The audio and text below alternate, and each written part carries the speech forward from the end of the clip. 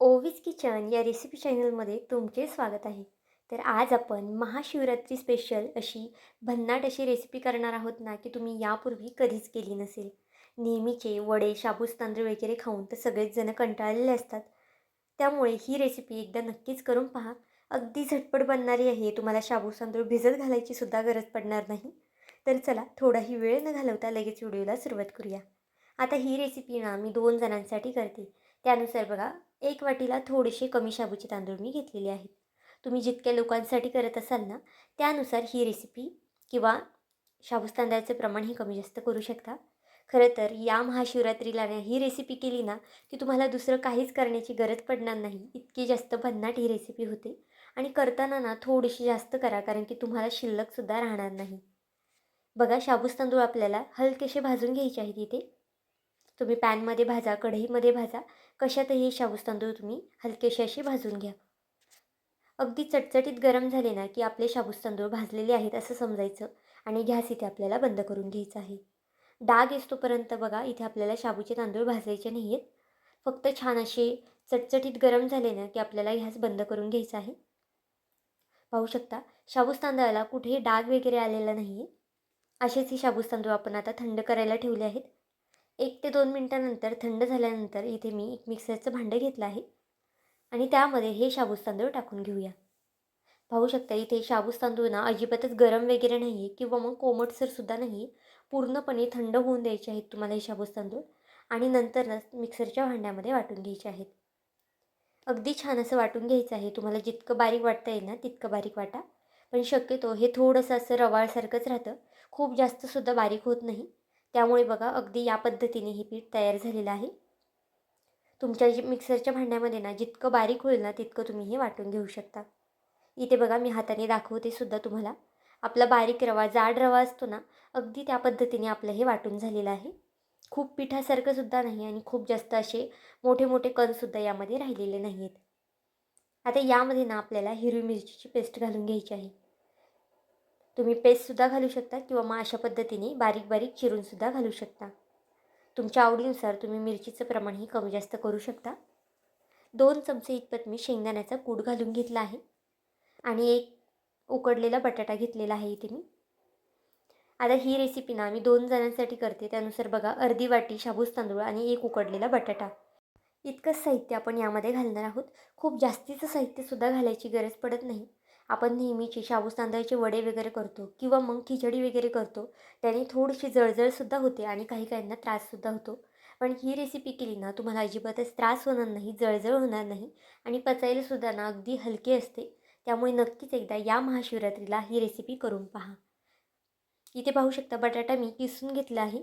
तुम्ही हाताने सुद्धा कुस्करू शकता. पण हाताने कुस्करला ना तर बटाट्याचे थोडे-थोडे, मोठे-मोठे तुकडेसुद्धा राहू शकतात.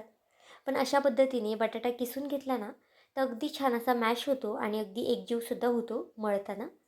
आता यामध्ये ना चवीनुसार मीठ घालून घेतलं आहे आणि मीठ घातल्यानंतर तुम्हाला हे हाताने छान असं मिक्स करून घ्यायचं आहे. पाहू शकता पाणी वगैरे आपल्याला यामध्ये अजिबातच एकही थेंब पाण्याचा टाकायचा नाही आहे. फक्त बटाट्याला जे मॉइश्चर असतं ना त्यामध्येच आपलं हे पीठ अगदी आरामात मळलं जातं. त्यामुळे अजिबातच पाण्याची वगैरे आपल्याला गरज पडणार नाही. जर तुम्ही एक मोठी वाटी शाबूचे तांदूळ घेत असाल ना तर 2 मीडियम आकाराचे बटाटे घ्या आणि जर तुम्ही एकच वाटी शाबूत तांदूळ घेत असाल ना तर एक मोठ्या आकाराचा बटाटा घेतला तरी चालेल. फक्त बटाट्याचं प्रमाण आणि शाबूत तांदळाचं प्रमाण हे अगदी एकसारखं ठेवा, नाहीतर मग नंतर ना आपल्याला पीठ मळायला अगदी कोरडं होईल आणि व्यवस्थित पीठ मळलं जाणार नाही. इथे पाहू शकता एक 2 ते 3 मिनिटानंतर आपलं जे पीठ आहे ना ते अगदी या पद्धतीने बघा मळून झालेलं आहे. अगदी घट्टसर असा गोळासुद्धा झालेला नाही आहे. थोडंसं भरभरीत इथे मळून झालेलं आहे. आता याचे ना तुम्हाला आवडतील अशा पद्धतीने तुम्ही आकार देऊ शकता. मी इथे पाहू शकता असे लंबगोल येते थोडेसे असे सिलेंडर आकारसारखा देत आहे. तुम्ही गोल-गोलसुद्धा करू शकता किंवा मग चपटेसुद्धा हे वडे करू शकता. तुम्हाला जो आकार आवडेल ना तो आकार इथे तुम्ही देऊ शकता. अगदी पटपट होतात, खूप जास्तसुद्धा वेळ लागत नाही. आपण शाबूत तांदूळ वडे करतो, ते शाबूत तांदूळ फुटण्याची वगैरे भीती असते तेलामध्ये. पण अशा पद्धतीचे हे रोल केले ना, तर फुटायचीसुद्धा भीती नसते आणि खायला म्हणाल ना, तर खूप जास्त अप्रतिम लागतात. तुम्हाला नंतर मी याचा आवाजसुद्धा ऐकवणार आहे, त्यामुळे नक्कीच व्हिडिओ शेवटपर्यंत पहा.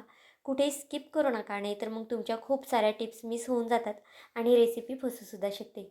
व्हिडिओ इथपर्यंत पाहिलाच आहे आणि थोडा जरी आवडला असेल ना, तर नक्कीच व्हिडिओला एक लाईक आणि एक सबस्क्राईब करायला विसरू नका.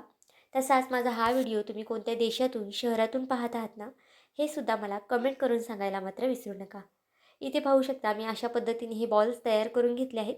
थोडेसे असे लंबकुळे केले आहेत आणि थोडेसे असे गोलसर. तुम्ही कोणताही आकार देऊ शकता, जो तुम्हाला आवडेल ना तो आकार इथे देऊ शकता. आता सगळे बॉल्स आपले तयार झालेले आहेत. तोपर्यंत एका साईडला मी गॅसवरती तेलसुद्धा तापत ठेवलं आहे. तुम्ही खूप जास्त तेल हे तळू नका, नाहीतर मग तेल वाया वगैरे जातं. त्यामुळे बघा इथे मी कढईमध्ये थोडंसं तेल घेतलं आहे आणि त्याच तेलामध्ये आपण हे बॉल्स तळून घेणार आहोत. आपण नेहमीचे शाबूत तांदळाचे वडे ज्या पद्धतीने तळतो ना, अगदी त्याच पद्धतीने हे वडे आपल्याला तळून घ्यायचे आहेत. मीडियम गॅसवरती वडे तळा. खूप जास्त फास्ट गॅस करू नका, कारण की यामध्ये आपण कच्च्या शाबूत तांदळाचा वापर केलेला आहे आणि आतमध्येपर्यंत शिजण्यासाठी ना ह्याला थोडाफार वेळ लागू शकतो.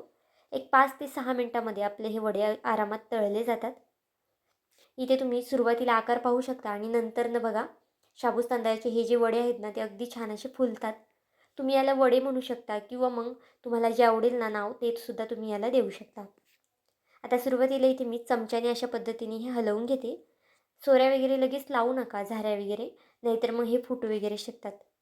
आणि मीडियम गॅसवरतीच हे आपल्याला छान असे बदामी रंग येईस्तोपर्यंत तळून घ्यायचे आहेत. खूप जास्तसुद्धा वेळ लागत नाही करायलासुद्धा आणि तळायलासुद्धा, आणि अजिबातच तेलकट वगैरेसुद्धा होत नाही. तुम्ही इथे पाहू शकता छान असा बदामी रंग याला आलेला आहे. याचा रंग पाहूनच तुम्ही विचारसुद्धा करू शकता किती जास्त हे कुरकुरीत झालेले आहेत.